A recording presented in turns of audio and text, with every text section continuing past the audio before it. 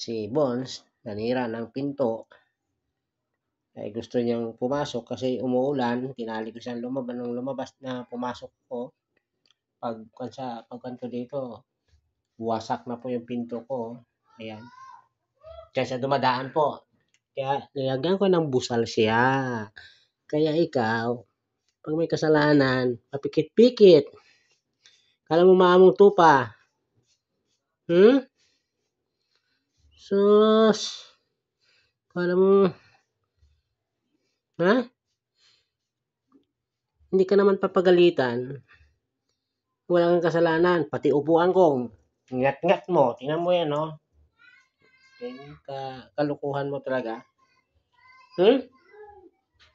Tingnan mo yung pinto. Butas. Yan ang mga... Namumorisyo ka eh. Hindi nakakatulong eh. Hindi ako natutuwa sa'yo. Kaya may busal ka, pero nakakain ka pa rin. Maayos. Naninira ka ng mga gamit. Ikaw talaga, Bones. Isa ka na lang nga. Nalbahe ka pa ng aking mga gamit. Thank you po. Maraming salamat.